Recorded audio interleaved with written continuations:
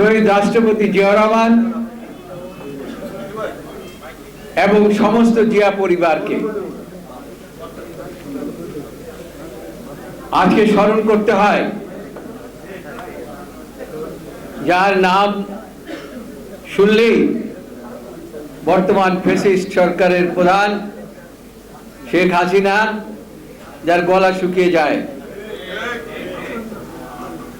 জনাব তারেক রহমান, যিনি শহীদ রাষ্ট্রপতি জিয়াউর রহমানের সৃষ্ট বাংলাদেশ জাতীয়তাবাদী দলকে আজকে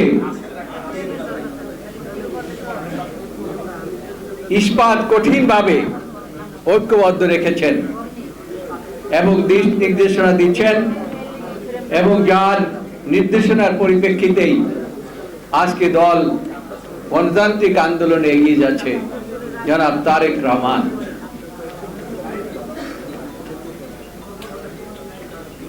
প্রিয় বন্ধুগণ, আপনারা সকলেই বুদ্ধিজীবী। এই বুদ্ধিজীবীদের মধ্যে বক্তব্য রাখা খুব কঠিন ব্যাপার, তার কারণ আপনারা সবই জানেন, সবই বোঝেন, কাজে আপনাদের সামনে বক্তব্য রাখা খুব কঠিন ব্যাপার। আর আমি এমনিতেও খুব ভালো বক্তৃতা দিতে পারি না, তবে মাইলরটা ভালো বলতে পারি। সেজন্য আমি খুব সংক্ষেপে দুই একটি কথা বলবো, আপনারা একটু মনোযোগ সহকারে শুনবেন। বাংলাদেশ জাতীয়তাবাদী দল একটি উদার গণতান্ত্রিক দল। এই দল শহীদ রাষ্ট্রপতি জিয়া রহমানের সৃষ্ট দল। তিনি তিলে তিলে এই দলকে যাতে বড় হয় সেই জন্য সব সেক্টরে হাত দিয়েছিলেন, এবং আজকের বিজয় দিবসটা এভাবে পালন হওয়ার কথা ছিল না।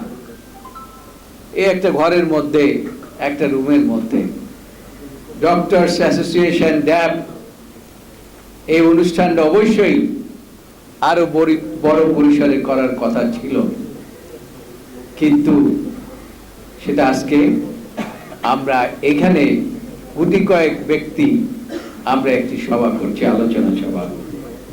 প্রিয় ভাইরা, যে কথা বলতেছিলাম যে একটা উদার গণতান্ত্রিক দল, আজকের যে বিষয়টি আপনারা সকলেই জানেন, গণতন্ত্রের বিষয় এবং বর্তমান প্রেক্ষাপট। এই গণতন্ত্রের জন্য এই দলটি বাংলাদেশের আনাচে কানাচে বিভিন্ন নেতা কর্মীরা সভা সমাবেশ করেছে, এবং বাংলাদেশের আমার মনে হয় আমরা প্রায় 80% লোককে সম্পৃক্ত করতে পেরেছিলাম এই গণতান্ত্রিক আন্দোলনে।